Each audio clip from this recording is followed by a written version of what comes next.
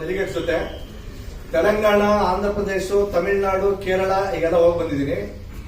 ಅದೆಲ್ಲೂ ಕೂಡ ಓಸಿ ಇಂಪ್ಲಿಮೆಂಟ್ ಮಾಡಿಲ್ಲ. ಅದು ಕಡ್ಡಾಯ ಇಲ್ಲ, ಎಲ್ಲೂ ಯಾವ ಸ್ಟೇಟ್ ಅಲ್ಲೂ ಕಡ್ಡಾಯ ಇಲ್ಲ.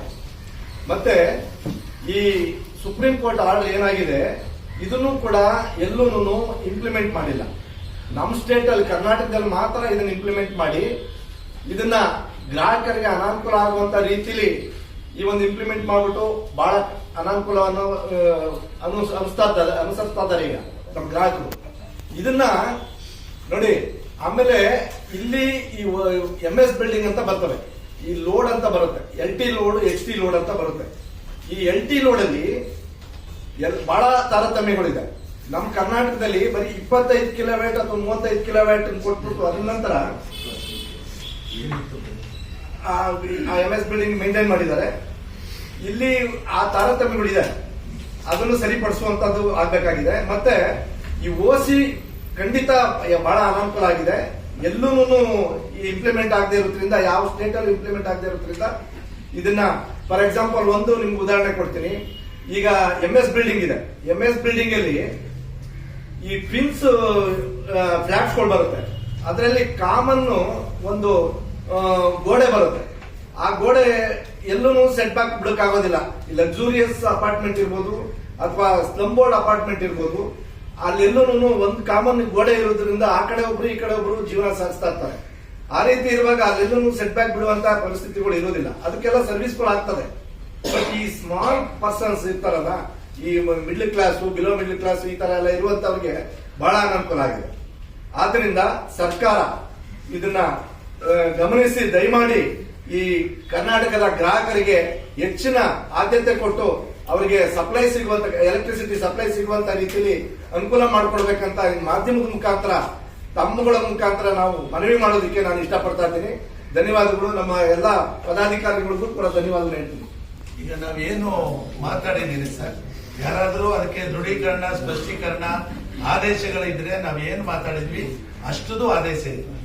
ಹಿಂದೆ ಇದೇ ನಮ್ಮ DK ಶಿವಕುಮಾರ್ ಸಾಹೇಬರು ಹಿಂದಿನ ಸಚಿವರಾಗಿದ್ದಾಗ OC ಜಾರಿ ಮಾಡಿ, OCಯನ್ನ ಜಾರಿ ಮಾಡಿ ನೀವು ಅದನ್ನ ವಿಧಾನಸಭೆಯಲ್ಲಿ ಪ್ರಶ್ನೆ ಮಾಡಿ ಅಂತ ಮನವಿಯನ್ನ ಕೊಟ್ಟು ಅದಕ್ಕೆ ಬೇಕಾದಂತ ಎಲ್ಲಾ ಡಾಕ್ಯುಮೆಂಟ್ಗಳನ್ನ ಇಟ್ಕೊಂಡಿದ್ವಿ. ನಿನ್ನೆವರೆಗೂ ಯಾರು ಮಾತಾಡಿಲ್ಲ. ನಿನ್ನೆ ನಮ್ಮ ಶಿವಮೊಗ್ಗದ ಒಬ್ಬರು MLC ಅವರು, ಧನಂಜಯ ಅವರು ಮಾತಾಡಿದ್ದಾರೆ. ಅದರಿಂದ ನಾವು ಈ ಒಂದು ಕಾರ್ಯಕ್ರಮವನ್ನ, ಈ ವಾಸ ದೃಢೀಕರಣ ಪತ್ರವನ್ನ ಹಿಂದೆ ಯಾರ್ಯಾರು ಈಗಾಗಲೇ ಸಂಪರ್ಕಕ್ಕೆ ಅರ್ಜಿಯನ್ನ ನೋಂದಾಯಿಸಿದ್ದಾರೆ ಅವರಿಗೆ ವಿದ್ಯುತ್ ಸಂಪರ್ಕ ಕೊಡಬೇಕು ಅಂತ ನಾವು ಇವತ್ತು ಈ ದೃಶ್ಯ ಮಾಧ್ಯಮ, ಪತ್ರಿಕಾ ಮಾಧ್ಯಮದ ಮುಖಾಂತರ ಸರ್ಕಾರಕ್ಕೆ ಮನವಿಯನ್ನು ಮಾಡ್ತಾ ಇದ್ದೀವಿ. ಹಾಗೆ ಇಡೀ ರಾಜ್ಯದ ಏನು 224 ಶಾಸಕರಿದ್ದೀರಿ, ಪಕ್ಷ ಭೇದವನ್ನ ಮರೆತು ಈ ರಾಜ್ಯದ ಲಕ್ಷಾಂತರ ಗ್ರಾಹಕರು ಒಂದು ಚಿಕ್ಕ ಮನೆ, ಯಾವುದೋ ಹಳ್ಳಿಯಲ್ಲಿ 10x10 ಮನೆಯನ್ನು ಕಟ್ಟಿರುವಂತ ವ್ಯಕ್ತಿಗೂ ವಿದ್ಯುತ್ ಸಂಪರ್ಕ ಕೊಡ್ತಾ ಇಲ್ಲ. ದಯವಿಟ್ಟು ಈ ವಿಧಾನಮಂಡಲ ಅಧಿವೇಶನದಲ್ಲಿ ಚರ್ಚೆ ಮಾಡಿ ರಾಜ್ಯದ ಗ್ರಾಹಕರಿಗೆ ಏನು ಅನಾನುಕೂಲ ಆಗ್ತಾ ಇದೆ ಅದನ್ನ ಸರಿಪಡಿಸುವ ಮುಖಾಂತರ ರಾಜ್ಯದ ಲಕ್ಷಾಂತರ ಗ್ರಾಹಕರಿಗೆ ಅನುಕೂಲ ಮಾಡಿಕೊಡ್ಬೇಕು ಅಂತ ನಾನು ಈ ಒಂದು ಪತ್ರಿಕಾಗೋಷ್ಠಿಯಲ್ಲಿ ನಾನು ಮನವಿಯನ್ನ ಇಡ್ತಾ ಇದ್ದೀನಿ. ಒಂದು ವೇಳೆ ಈ ಒಂದು ಮನವಿಯನ್ನ ನಾವು ಏನಾದ್ರೂ ಇವರು ಕನ್ಸಿಡರ್ ಮಾಡಿಲ್ಲ ಅಂದ್ರೆ ಈ ಅಧಿವೇಶನದ ಮಧ್ಯೆ ನಾವು 20ನೇ ತಾರೀಕು ಫ್ರೀಡಂ ಪಾರ್ಕ್ ಅಲ್ಲಿ ಸುಮಾರು 20,000ಕ್ಕೂ ಅಧಿಕ ವಿದ್ಯುತ್ ಗುತ್ತಿಗೆದಾರರು, ಗ್ರಾಹಕರು, ರೈತರು, ವಿವಿಧ ಸಂಘ ಸಂಸ್ಥೆಗಳು ಎಲ್ಲರೂ ಜೊತೆಗೂಡಿ ಒಂದು ಬೃಹತ್ ಹೋರಾಟವನ್ನು ಮಾಡುವ ಮುಖಾಂತರ ಸರ್ಕಾರಕ್ಕೆ ಎಚ್ಚರಿಕೆಯನ್ನು ಕೊಡಬೇಕು ಅಂತ ಡಿಸೈಡ್ ಮಾಡಿದ್ವಿ. ಹಾಗೆ ಪ್ರಮುಖವಾಗಿ ಇದು ಆ ಕೋರ್ಟ್ ಆರ್ಡರ್ ಇದೆ, ವಾಣಿಜ್ಯ ಮತ್ತು ಗೃಹ ಬಳಕೆ ಕಟ್ಟಡಗಳು ಅಂತ.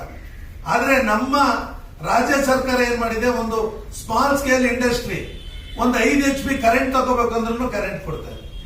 ಇವತ್ತು ನಮ್ಮ ರಾಜ್ಯ ಬಿಟ್ಟು ಎಲ್ಲ ಉದ್ಯಮಿಗಳು ಪಕ್ಕದ ರಾಜ್ಯಗಳಿಗೆ ಹೋಗ್ತಾ ಇದ್ದಾರೆ. ಇಲ್ಲಿ ಒಂದು ಕರೆಂಟ್ ತಗೋಬೇಕಾದ್ರೆ ಅಷ್ಟೊಂದು ಪ್ರೊಸೀಜರು, ನೋವುಗಳು, ಈ ಇಂಧನ ಇಲಾಖೆಯಲ್ಲಿ ಆಗ್ತಿರುವಂತ ತೊಂದರೆಗಳು, ಇದನ್ನೆಲ್ಲ ನೋಡಿ ಇವತ್ತು ಸ್ಮಾಲ್ ಸ್ಕೇಲ್ ಇಂಡಸ್ಟ್ರಿ ನಿಂತೋಗಿದೆ.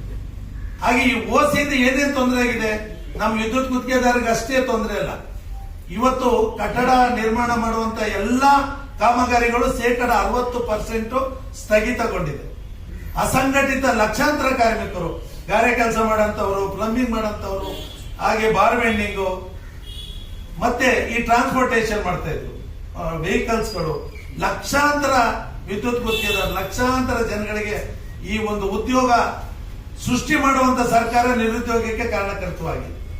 ಹಾಗೆ ಯಾವುದೇ ಒಂದು ಸರ್ಕಾರ ಯಾವುದೇ ಒಂದು ಕಾನೂನನ್ನ ಜಾರಿ ಮಾಡುವ ಮೊದಲು ಅದಕ್ಕೆ ಬೇಕಾದಂತ ರೂಪರೇಷೆಗಳು, ಕಾನೂನುಗಳನ್ನು ರೆಡಿ ಮಾಡಿ ಜಾರಿ ಮಾಡೋದನ್ನ ನಾವು ನೋಡಿದೀವಿ. ಇವತ್ತವರೆಗೂ 5 ತಿಂಗಳಾಯ್ತು ಜಾರಿ ಮಾಡಿ, ಏಪ್ರಿಲ್ ಇಂದ 5ನೇ ತಿಂಗಳು ನಡೀತಾ ಇದೆ. ಪ್ರತಿದಿನ ಒಂದೊಂದು ಸ್ಟೇಟ್ಮೆಂಟ್ ಬರ್ತಿದೆ. ನಿಮ್ ಮೀಡಿಯಾದಲ್ಲಿ ಹೇಳಿದ್ರು 30-40 ಕಟ್ಟಡಗಳಿಗೆ 3 ಫ್ಲೋರ್ ಇದ್ರೆ ವಿದ್ಯುತ್ ಸಂಪರ್ಕ ಕೊಡ್ತೀವಿ ಅಂತ. ಏನು ಅದೊಂದಷ್ಟು ಪ್ರಚಾರ ಆಯ್ತು. ಅದಕ್ಕೆ ಬೇಕಾದಂತ ಮಾರ್ಗಸೂಚಿಗಳು ರೆಡಿ ಆಗಿಲ್ಲ.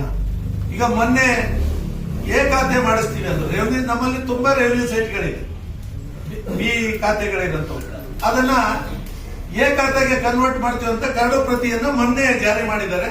ಅದಕ್ಕೆ 30 ದಿನ ಅಬ್ಜೆಕ್ಷನ್, ಯಾರಾದ್ರೂ ಅಬ್ಜೆಕ್ಷನ್ ಹಾಕಿದ್ರೆ ಅದಾದ ನಂತರ ಅದು ಸರ್ಕಾರ ಸುತ್ತೋಲೆಯನ್ನ ಓಡಿಸ್ತೀವಿ ಅಂತ ಹೇಳಿದ್ರೆ, ಅಂದ್ರೆ ಲಕ್ಷಾಂತರ ಕೋಟಿ